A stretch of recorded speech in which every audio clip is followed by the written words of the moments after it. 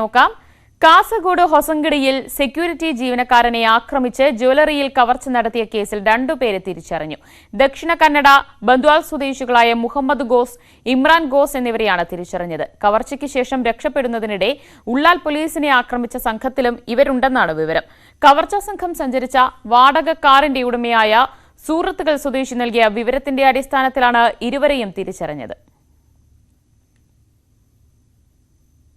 Palakkad ആലത്തൂരിൽ police നടത്തിയ വാഹന പരിശോധനയിൽ 141 കിലോ കഞ്ചാവ് പിടികൂടി. ആന്ധ്രയിൽ നിന്നും മലപ്പുറത്തേക്ക് കാറിൽ ഒളിപ്പിച്ച് കടത്തിയ കഞ്ചാവാണ് പിടിച്ചത്. വയനാട് സ്വദേശികളായ അബ്ദുൾ കയ്യീം, മുഹമ്മദ് ഷിനാസ് എന്നിവരെ അറസ്റ്റ് ചെയ്തു. പ്രതികൾ മുൻപും കഞ്ചാവ് കടത്തിയിരുന്നതായി പോലീസ് പറഞ്ഞു. ആലപ്പുഴ ചെങ്ങന്നൂരിൽ വൻ കഞ്ചാവ് വേട്ട. 25 കിലോയോളം കഞ്ചാവാണ് പിടിച്ചത്. തിരുവല്ല, ചെങ്ങന്നൂർ സ്വദേശികളായ സിയാദ്, സാഗർ എന്നിവരാണ് പിടിയിലായത്. ട്രോളി ബാഗിനുള്ളിൽ പൊതികളായാണ് കഞ്ചാവ് സൂക്ഷിച്ചിരുന്നത്. ചെങ്ങന്നൂരിൽ എത്തിച്ച ശേഷം വിവിധ കേന്ദ്രങ്ങളിലേക്ക് കൈമാറാനായിരുന്നു പദ്ധതി. കാട്ടാന ശല്യത്തിൽ പൊറുതിമുട്ടി കണ്ണൂരിലെ ഉദയഗിരി മുട്ടത്താംവയൽ നിവാസികൾ. കാട്ടാന കൃഷി നശിപ്പിക്കുന്നത് പതിവായതോടെ കർഷകർ ദുരിതത്തിലാണ്. തകർന്നു കിടക്കുന്ന പ്രതിരോധ വേലിക്കിടയിലൂടെയാണ് ആനകൾ കൃഷിയിടത്തിലിറങ്ങുന്നത്. കർണാടക വനാതിർത്തിയോട് ചേർന്ന് കിടക്കുന്ന പ്രദേശമാണ് മുട്ടത്താംവയൽ. ഒട്ടേറെ കുടിയേറ്റ കുടുംബങ്ങൾ താമസിക്കുന്ന പ്രദേശം. കൃഷിയാണ് ഇവിടുത്തുകാരുടെ ഏക ഉപജീവന മാർഗം. വർഷങ്ങളുടെ അധ്വാനത്തിന്റെ ഫലമാണ് ഒരു രാത്രി കൊണ്ട് കാട്ടാനകൾ തകർത്തെറിയുന്നത്. ഒരു 10 വർഷം മുമ്പാണ് തുടക്കം. അന്ന് ഇവിടെ വന്ന് തെങ്ങുകളെല്ലാം മുഴുവൻ ചവിട്ടിപ്പറിച്ച് മുഴുവൻ നശിപ്പിച്ചത്. രണ്ടാമത് വെച്ച കൃഷിയാണ് ഇപ്പം നശിപ്പിച്ചുകൊണ്ടിരിക്കുന്നത്. ഇപ്പം വാഴയൊക്കെയാണെങ്കിൽ നമുക്ക് കൂലിപ്പണി എടുത്ത് കിട്ടുന്നതിൻ്റെ ചെറിയ പൈസ കൊണ്ടാണ് ഇതൊക്കെ പണിയെടുക്കുന്നത്. അതുവരെ ഇത് നശിപ്പിക്കുകയാണ്. ജീവിക്കാൻ പറ്റാത്ത അവസ്ഥയെത്തി. വാഴയും കവുങ്ങും തെങ്ങുമെല്ലാം കൂട്ടമായി എത്തുന്ന കാട്ടാനകൾ പിഴുതെടുക്കുകയാണ്. ഏക്കർ കണക്കിന് കൃഷിഭൂമി തകർത്തതിനു ശേഷമാണ് ആനകൾ മടങ്ങുക. വനം വകുപ്പിന്റെ ഭാഗത്തു നിന്ന് ഒരു നടപടിയും ഉണ്ടാകുന്നില്ലെന്ന് നാട്ടുകാർ പറയുന്നു. 6 മാസത്തിനുള്ളിൽ 4 തവണയാണ് നമ്മുടെ ഈ മുറ്റത്ത് പുരയെടുത്ത് ഇങ്ങനെ 2 തവണ പുരയുടെ ആദായം മുഴുവൻ നശിപ്പിച്ച് അങ്ങനെ ശല്യം ചെയ്ത് ഞങ്ങൾ ഫോറസ്റ്റുകാരെ വിളിക്കുക. അവർ ഒരു തവണ പടക്കം കൊണ്ടു തന്നു. കവുങ്ങും തെങ്ങും വാഴയെല്ലാം നശിപ്പിച്ച് ഇത് 4ാമത്തെ തവണയാണ് ഈ 6 മാസത്തിനുള്ളിൽ. അതുകൊണ്ട് ഫോറസ്റ്റുകാർ വിളിച്ചിട്ട് എന്നോട് ചോദിക്കുന്നു, മുറ്റത്ത് ആന വന്നോ? കൃഷിയിടങ്ങൾ സംരക്ഷിക്കാനെന്ന പേരിൽ ലക്ഷങ്ങൾ ചിലവഴിച്ച് സ്ഥാപിച്ച സോളാർ വേലികൾ പ്രവർത്തിക്കുന്നില്ല. വനം വകുപ്പിനാണ് ഇവയുടെ സംരക്ഷണ ചുമതലയെങ്കിലും വല്ലപ്പോഴും മാത്രമാണ് അവർ ഇവിടെ എത്തുന്നത്. നിലവിൽ ഇവിടെ സോളാർ ഫെൻസിംഗ് ഉണ്ടെങ്കിലും അത് പ്രവർത്തനക്ഷമത അല്ല. അത് ഫോറസ്റ്റ് ഡിപ്പാർട്ട്മെൻറ്റിന് ഫോറസ്റ്റ് മുതൽ റേഞ്ചർ വരെയുള്ള ആൾക്കാരോട് ഞങ്ങൾ പരാതിപ്പെട്ടെങ്കിലും അവരതിന് വേണ്ട നടപടി സ്വീകരിച്ചിട്ടില്ല. തകർന്നു കിടക്കുന്ന കമ്പികൾ പുനർനിർമ്മിക്കാത്തതാണ് കാട്ടാനകൾക്ക് എളുപ്പത്തിൽ കൃഷിയിടത്തിലേക്കുള്ള വഴിയൊരുക്കുന്നത്. സോളാർ വേലിയുള്ളത് അത് മെയിൻ്റനൻസ് ചെയ്തു തരാൻ വേണ്ടി പോലും അവർ തയ്യാറാവുന്നില്ല. നമ്മൾ മീറ്റിംഗ് വിളിച്ചതാണ്, പഞ്ചായത്തിൽ നിന്ന് മീറ്റിംഗ് വിളിച്ച് കാര്യങ്ങളൊക്കെ സംസാരിച്ചിട്ടുള്ളതാണ്. പക്ഷേ യാതൊരു തരത്തിലുള്ള നടപടിയും ഇതുവരെ ഉണ്ടായിട്ടില്ല. ഈ പ്രദേശത്ത് വന്യമൃഗശല്യം അതിരൂക്ഷതരമായി കഴിഞ്ഞ പതിറ്റാണ്ടുകളായി തുടരുകയാണ്. ഇതിന് പരിഹാരം ഉണ്ടാക്കുന്നതിന് വേണ്ടിയിട്ടുള്ള പരമാവധി ശ്രമം നടത്തുന്നതിന് വേണ്ടി പഞ്ചായത്ത് ഭരണസമിതി വനംവകുപ്പുമായി ബന്ധപ്പെട്ടുള്ള നീക്കങ്ങൾ നടത്തിയിട്ടുണ്ടെങ്കിൽ പോലും അത് പൂർണ്ണമായ ഫലപ്രാപ്തിയിൽ എത്തിയിട്ടില്ല എന്നുള്ളത് വലിയ പേടി സ്വപ്നമായി ഈ പ്രദേശത്തെ ഏതാണ്ട് 100ഓളം വരുന്ന കുടുംബങ്ങൾ അനുഭവിച്ചു വരികയാണ്. ശാസ്ത്രീയ പ്രതിരോധ മാർഗങ്ങൾ സ്ഥാപിക്കണമെന്ന നാട്ടുകാരുടെ ആവശ്യം വനംവകുപ്പ് ഉൾപ്പെടെ പരിഗണിക്കുന്നില്ലെന്ന് പരാതിയുണ്ട്. ശ്രീനി ആലക്കോട്, ന്യൂസ് 18 ഉദയഗിരി. എ വിജയരാഘവൻ ഇപ്പോൾ മാധ്യമങ്ങളെ കാണുകയാണ്. തത്സമയം ആ വിഷയങ്ങളെല്ലാം രാഷ്ട്രീയമായിട്ടാണ് കൈകാര്യം ചെയ്തിട്ടുള്ളത്. സ്വാഭാവികമായും ആ നിലയിൽ രൂപപ്പെട്ടതാണ് ഇപ്പോൾ കേസുമായി ബന്ധപ്പെട്ട വിഷയങ്ങൾ. അതിനെങ്ങനെയാണ് സർക്കാർ കാണുന്നത്? ഇത് ഹൈക്കോടതി സുപ്രീം കോടതിയിൽ നിന്നുള്ള തിരിച്ചടിയായിട്ടാണോ കാണുന്നത്? എങ്ങനെയാണ് ഈ വിധിയെ കാണുന്നത്? അല്ല, ഇത് നിയമപരമായ കാര്യങ്ങളാണ്. സ്വാഭാവികമായിട്ടും അതിൽ ബന്ധപ്പെട്ട ആളുകൾ നിയമ സംവിധാനവുമായി ബന്ധപ്പെടുത്തി ലഭ്യമായ എല്ലാ അവകാശങ്ങളും ഉപയോഗപ്പെടുത്തും. അത് നമ്മുടെ നീതിന്യായ വ്യവസ്ഥ നിലനിൽക്കുന്ന ഒരു സമൂഹത്തിൽ എല്ലാ പൗരന്മാരും ചെയ്യേണ്ട ഒരു കാര്യമാണ്. ആ നിലയിൽ വിഷയം നിയമപരമായ പരിഗണനയ്ക്ക് വിധേയമാക്കപ്പെടുകയാണ് ചെയ്തിരിക്കുന്നത്. മന്ത്രി രാജിവെക്കും എന്നാണ് പ്രതിപക്ഷത്തിന്റെ പ്രധാന ആവശ്യം. അല്ല, ഇവിടെ മന്ത്രിക്കെതിരായിട്ട് നിയമപരമായൊരു നടപടിയും വന്നിട്ടില്ല. മന്ത്രി ഒരു കേസിൻ്റെ ഭാഗമാണ്. അപ്പം അത് കേസ് വിചാരണയൊക്കെ നേരിട്ട് മുന്നോട്ട് പോകുന്നൊരു കാര്യമില്ലേ. സ്വാഭാവികമായിട്ടും അവിടെയാണ് നീതിന്യായ സംവിധാനം അതിൻ്റെ അഭിപ്രായങ്ങളും തീരുമാനങ്ങളും രേഖപ്പെടുത്തുക. അത് ആ പ്രക്രിയ ആരംഭിച്ചിട്ടില്ല, ആരംഭിക്കാൻ പോകുന്നേ ഉള്ളൂ.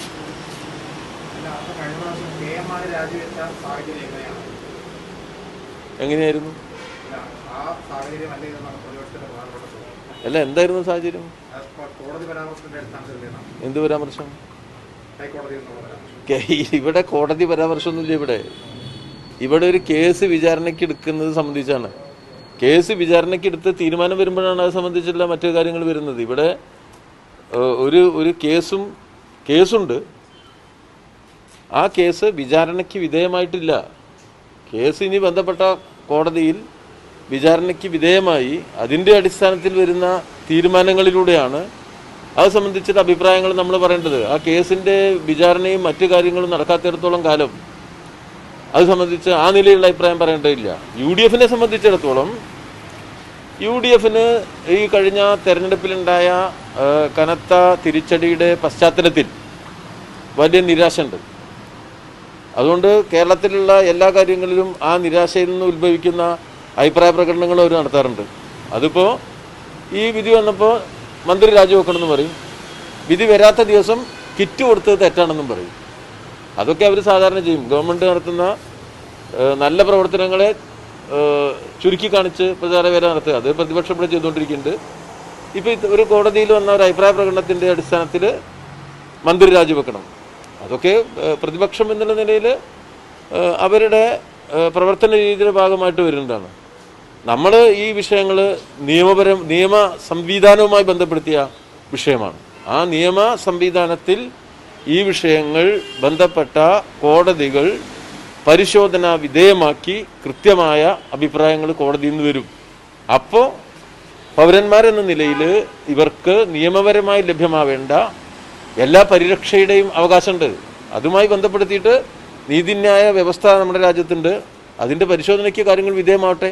പക്ഷേ സർക്കാരിന്റെ LDF-ന്റെ ഒക്കെ നിലപാടിന് വലിയ തിരിച്ചടിയാണ് സുപ്രീം കോടതിയുടെ നിലപാട്. അത് തിരിച്ചടിയുടെ വിഷയമൊന്നും ഇതിൽ വരുന്നില്ല. അടിയും തിരിച്ചടിയൊന്നും ഇതിലില്ല. ഇത് നിയമപരമായ കാര്യങ്ങളുടെ പരിശോധനയാണ്. ഇത് വളരെ വ്യവസ്ഥാപിതമായ ഒരു വിഷയം ഇതിൽ അന്തർലീനമാണ്. സ്വാഭാവികമായിട്ടും വിവിധ കോടതികളിൽ ഇത് സംബന്ധിച്ചുള്ള വിഷയങ്ങൾ വിചാരണയ്ക്ക് വിധേയമാകുമ്പോഴും ചർച്ച ചെയ്യപ്പെടുമ്പോഴും കുറെ കൂടി സൂക്ഷ്മതലത്തിൽ ഈ കാര്യങ്ങളിലെ ശരിയായ അഭിപ്രായങ്ങൾ രൂപപ്പെട്ടു വരും. അതുകൊണ്ട് ഇത് ഒറ്റപ്പെട്ട ഒരു കാര്യമായിട്ട് മാത്രമായിട്ട് കിടക്കുന്നതല്ല. നിയമസഭയായിട്ട് ബന്ധപ്പെട്ടിട്ടുണ്ട്, നിയമസഭയുടെ അവകാശങ്ങളുമായിട്ട് ബന്ധപ്പെട്ടിട്ടുണ്ട്. സംസ്ഥാന സെക്രട്ടറി വിജയരാഘവൻ മാധ്യമങ്ങളെ കാണുകയാണ്. നിയമസഭാ കയ്യാങ്കളി കേസിൽ സുപ്രീം കോടതിയിൽ നിന്നുണ്ടായ വിധിയോട് പ്രതികരിക്കുകയാണ് അദ്ദേഹം. മറ്റു വാർത്ത നോക്കാം. ഗുരുവായൂർ ആനക്കോട്ടയിലെ കീർത്തി എന്ന കൊമ്പന് പൊള്ളലേറ്റത് കെട്ടുതറയിൽ മണൽ വിരിച്ചതിലെ പിഴവെന്ന് സംശയം. ആനപ്പാപ്പാന്മാർക്കും കാലിൽ വ്രണങ്ങളും പൊള്ളലുമുണ്ടായി. ആനകൾ നിൽക്കുന്ന കെട്ടുതറയിൽ നല്ല മണൽ വിരിക്കണമെന്ന ആവശ്യവുമായി ആനപ്രേമികൾ രംഗത്തെത്തി. കഴിഞ്ഞ ദിവസമാണ് ആനക്കോട്ടയിലെ കൊമ്പന്റെ ശരീരത്തിൽ പൊള്ളലേറ്റ പാട് കണ്ടെത്തിയത്. ഇക്കാര്യം ആനക്കോട്ട മാനേജരെയും ഡോക്ടറെയും അറിയിച്ചു. ആനകളെ തളച്ചിടുന്ന കെട്ടുതറയിൽ പുതിയ പൂഴിമണൽ ഇടയ്ക്കിടെ വിരിക്കണമെന്ന് പലവട്ടം ആവശ്യപ്പെട്ടിട്ടും നടപടിയെടുക്കാത്തതാണ് കാരണമെന്ന് ആനപ്രേമി സംഘം സംസ്ഥാന പ്രസിഡന്റ് KP ഉദയൻ പറഞ്ഞു. കടപ്പുറം മണലടക്കമുള്ള മണലുകൾ കെട്ടുതറകളിൽ വിതരണം എന്ന് നിരവധി തവണ ദേവസ്വത്തിനോടും ആനക്കോട്ടയിലെ ഉദ്യോഗസ്ഥന്മാരോടുമൊക്കെ ആവശ്യപ്പെട്ടിട്ടുള്ളതാണ്. ഈ ആനക്കോട്ടയിലെ കെട്ടുതറകളുടെയൊക്കെ ശോചനീയാവസ്ഥ, ശുചിത്വമില്ലായ്മ ഒക്കെ ആനകൾക്ക് പല രോഗങ്ങൾക്കും കാരണമാകും എന്നുള്ളത് കൊണ്ട് തന്നെ ഈ കീർത്തിയുടെ പൊള്ളലുമായി ബന്ധപ്പെട്ട് സമഗ്രമായ അന്വേഷണം നടത്തി എന്താണ് സംഭവിച്ചിട്ടുള്ളത് എന്ന് ആനപ്രേമികളുടെ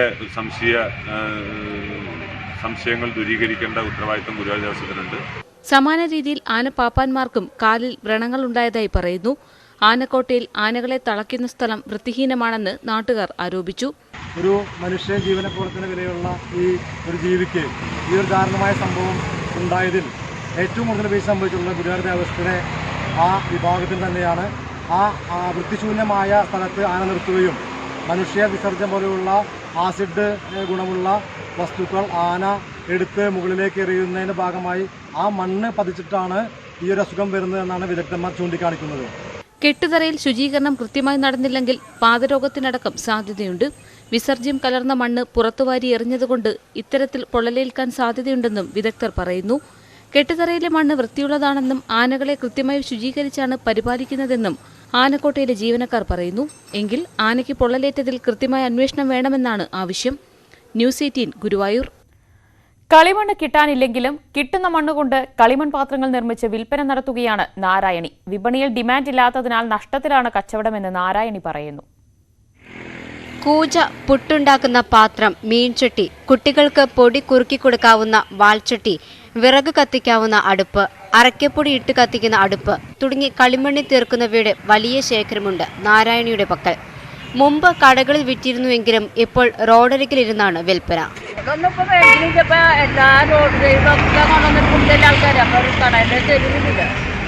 ഇതേമാതിരി പച്ചക്കറി വിറ്റമാതിരി തന്നെ കടമുള്ള പച്ചക്കറി തരുമില്ല.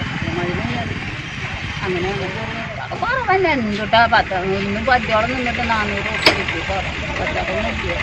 ആൾക്കാർക്ക് വന്നാൽ അത് പണിയില്ല, കാശ് വേണം, കാശില്ല തന്നെ. മകളും മരുമകനും കളിമൺ പാത്ര നിർമ്മാണത്തിന് സഹായിക്കാനുണ്ട്. സ്റ്റീൽ, അലുമിനിയം പാത്രങ്ങളുടെ വരവോടെ വിപണി കുറഞ്ഞുവെങ്കിലും ചിലർ മൺപാത്രം തന്നെ തേടി വരുന്നുണ്ട്. എങ്കിലും നഷ്ടത്തിലാണ് കച്ചവടമെന്ന് നാരായണി പറയുന്നു. ഒരു മാറ്റിക്ക് വില ഉണ്ടായി കൊടുക്കാൻ ഭയങ്കര വിലയാണ്. മണ്ണാണെങ്കിൽ കിട്ടാനില്ല. ന്യൂസ് 18 ഗുരുവായൂർ. ഇടുക്കി കുളമാവ് ഡാമിൽ കാണാതായ ആളുടെ മൃതദേഹം കണ്ടെത്തി. കുളമാവ് സ്വദേശി ബിനുവാണ് മരിച്ചത്. ഇയാളുടെ സഹോദരൻ ബിജുവും മുങ്ങി മരിച്ചിരുന്നു. കഴിഞ്ഞ ബുധനാഴ്ചയാണ് ഇരുവരെയും കുളമാവ് ഡാമിൽ കാണാതായത്. മൃതദേഹം പോസ്റ്റ്മോർട്ടത്തിനായി ഇടുക്കി മെഡിക്കൽ കോളേജ് മോർച്ചറിയിലേക്ക് മാറ്റി. മൂന്നാറിൽ ഉരുൾപൊട്ടൽ സാധ്യത കൂടുതലെന്ന് റിപ്പോർട്ട്. അമൃത ഇൻസ്റ്റിറ്റ്യൂട്ടിന്റെ ഉരുൾപൊട്ടൽ മുന്നറിയിപ്പ് സംവിധാനത്തിന്റെ വിവരങ്ങൾ വിലയിരുത്തിയാണ് റിപ്പോർട്ട് തയ്യാറാക്കിയത്. ദുരന്ത നിവാരണ അതോറിറ്റിക്കും ജില്ലാ ഭരണകൂടത്തിനും ഇൻസ്റ്റിറ്റ്യൂട്ട് റിപ്പോർട്ട് കൈമാറി. അമൃത വിശ്വവിദ്യാപീഠം 2009 മൂന്നാറിൽ ഉരുൾപൊട്ടൽ മുന്നറിയിപ്പ് സംവിധാനം സ്ഥാപിച്ചത്. കഴിഞ്ഞ ദിവസങ്ങളിൽ ലഭിച്ച വിവരങ്ങളുടെ അടിസ്ഥാനത്തിലാണ് ഉരുൾപൊട്ടൽ സാധ്യതാ മുന്നറിയിപ്പ് നൽകിയത്. മഴയുടെ തോത്, ഭൂമിക്കടിയിലെ ഈർപ്പത്തിന്റെ അളവ്, ഭൂമിക്കടിയിലെ വെള്ളത്തിന്റെ മർദ്ദം, മറ്റ് ചലനങ്ങൾ എന്നിവ വിലയിരുത്തിയാണ് വിശദമായ റിപ്പോർട്ട് കൈമാറിയത്. അന്തോണിയാർ കോളനിയിൽ കൂടുതൽ വ്യതിചലനം കണ്ടു. ഇവിടെ ഭൂമിക്കടിയിൽ വെള്ളത്തിന്റെ മർദ്ദവും ഉയർന്നിട്ടുണ്ട്. ഈ സാഹചര്യത്തിൽ രണ്ടാം ഘട്ട മുന്നറിയിപ്പ് അന്തോണിയാർ കോളനി പ്രദേശത്ത് നൽകി.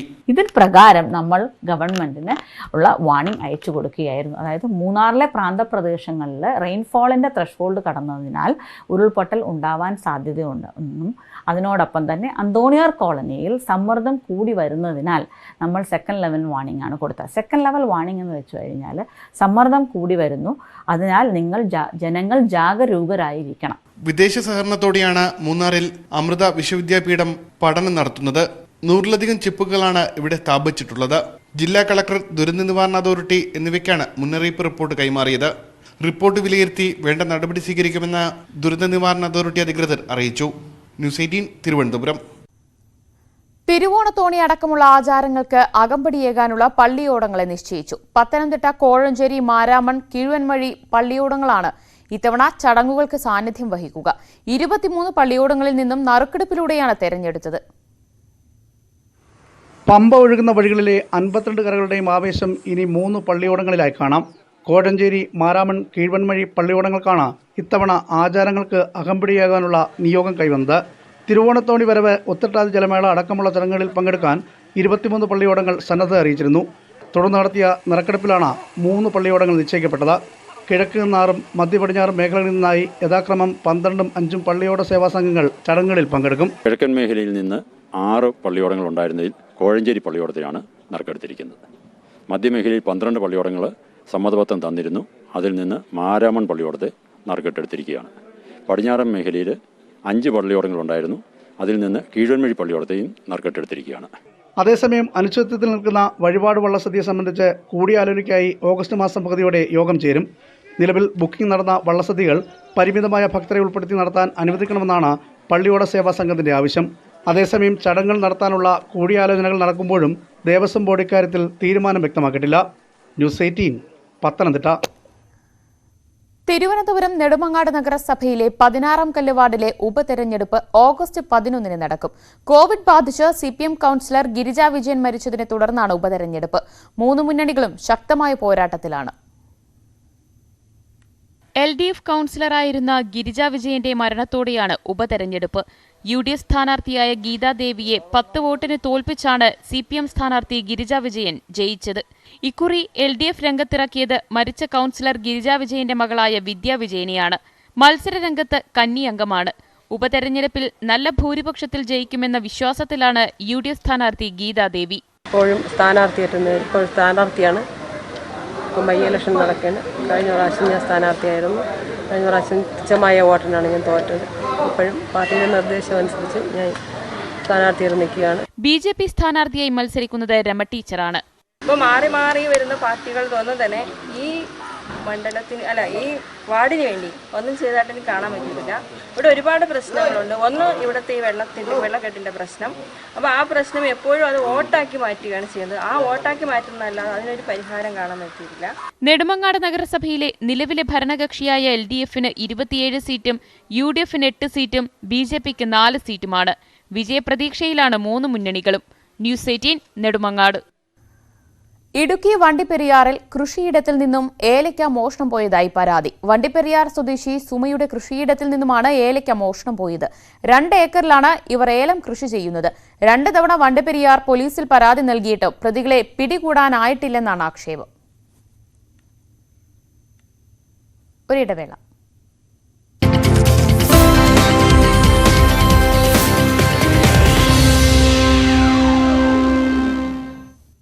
വാർത്തയിലേക്ക്. ത്രെഡ് പാറ്റേൺ ഡിസൈനിംഗ് രംഗത്ത് നൂലുകൾ കൊണ്ട് വ്യത്യസ്തത തീർക്കുന്ന ഒരു കലാകാരിയെ ഇനി പരിചയപ്പെടാം. പത്തനംതിട്ട പന്തളം സ്വദേശിനിയും +2 വിദ്യാർത്ഥിനിയുമായ ലക്ഷ്മി ശ്രീയാണ് ജാമിതീയ മാതൃകയിൽ പുതിയ കലാസൃഷ്ടിയൊരുക്കുന്നത്. മഹാമാരിയുടെ കാലത്ത് ഒരു കൗതുകത്തിന് വേണ്ടി തുടങ്ങി വെച്ചതാണ് ഈ ത്രെഡ് പാറ്റേണും പോട്ട് ഹാങ്ങർ നിർമ്മാണം. ഇതെല്ലാം ഇത് നമുക്ക് വരുമാനം ഉണ്ടാക്കാൻ പറ്റുന്ന ഒരു കാര്യം കൂടിയാണ്. ഇത് എങ്ങനെയാണ് ചെയ്യുന്നതെന്ന് വെച്ചാൽ 40 സെൻറ്റിമീറ്റർ ഉള്ളൊരു സ്ക്വയർ ബോർഡാണ് ഞാൻ എടുക്കുന്നത്. അതിൽ 50 സെൻറ്റിമീറ്റർ വരുന്ന ഒരു വെൽവെറ്റ് തുണിയാണ് അതിന് പുറത്തായിട്ട് കൊടുക്കുന്നത്. അതിൽ ഒരു പാറ്റേൺ ഞാൻ സ്കെച്ച് നേരത്തെ വരച്ച് വെച്ചിട്ടുണ്ട്. ആ വരച്ച സ്കെച്ച് ആ സ്കെച്ചിൻ്റെ ആ രീതിയിൽ ആണി അടിച്ച് അതിൽ നൂല് വരികയാണ് ചെയ്യുന്നത്. നാഷണൽ സർവീസ് സ്കീം വോളണ്ടിയർ കൂടിയായ ലക്ഷ്മിശ്രീക്ക് സ്കൂളിൽ നിന്ന് ലഭിച്ച അറിവുകളാണ് ത്രെഡ് പാറ്റേൺ ഡിസൈനുകളിലേക്ക് ആകർഷിച്ചത്. കൂടാതെ ഓൺലൈനിൽ നിന്ന് ലഭിച്ച പുതിയ ഡിസൈനുകളും രീതികളും ജാമതീയ രൂപങ്ങളുടെ വ്യത്യസ്ത നിർമ്മാണങ്ങൾക്ക് സഹായകരമായി. എത്ര കണ്ടാലും മതിവരാത്ത ഒരു വെള്ളച്ചാട്ടമുണ്ട് ഇടുക്കിയിൽ. കഞ്ഞിക്കുഴി പഞ്ചായത്തിലെ പുന്നിയാർകുത്ത്. മഴക്കാലമായതോടെ പുന്നിയാർകുത്ത് ജലസമൃദ്ധമായി. ലോക്ക്ഡൗണോട് കൂടിയാണ് ഈ ഒരു വെള്ളച്ചാട്ടം ജനശ്രദ്ധ ആകർഷിക്കപ്പെട്ടത്. ഒരുപാട് സഞ്ചാരികൾ ഇവിടെ ദിവസം തോറും വന്നു പോകുന്നുണ്ട്. പക്ഷേ ഇവിടുത്തെ ഒരു പ്രശ്നം എന്ന് പറഞ്ഞു കഴിഞ്ഞാൽ ഇങ്ങോട്ട് എത്തിച്ചേരുവാനുള്ള സൗകര്യങ്ങൾ വളരെ കുറവാണ്. കൂടുതലും ഓഫ് റോഡാണ്. അതുകൊണ്ട് തന്നെ പഞ്ചായത്തൊക്കെ ഇടപെട്ട് ഇവിടേക്ക് എത്തിച്ചേരാനുള്ള വഴി സൗകര്യങ്ങൾ ഉണ്ടാക്കുകയാണെങ്കിൽ അത് വിനോദസഞ്ചാര മേഖലയ്ക്ക് കൂടുതൽ പ്രയോജനം ചെയ്യുന്ന ഒരു കാര്യം ആയിരിക്കും. ത്രിതല പഞ്ചായത്തുകളുടെ വാർഷിക പദ്ധതിയിൽപ്പെടുത്തി പുന്നയാർ വെള്ളച്ചാട്ടത്തിന്റെ പരിസരത്ത് നവീകരണ പ്രവർത്തനങ്ങൾ നടത്തിയാൽ സന്ദർശകരെ കൂടുതലായി ആകർഷിക്കാനാകും.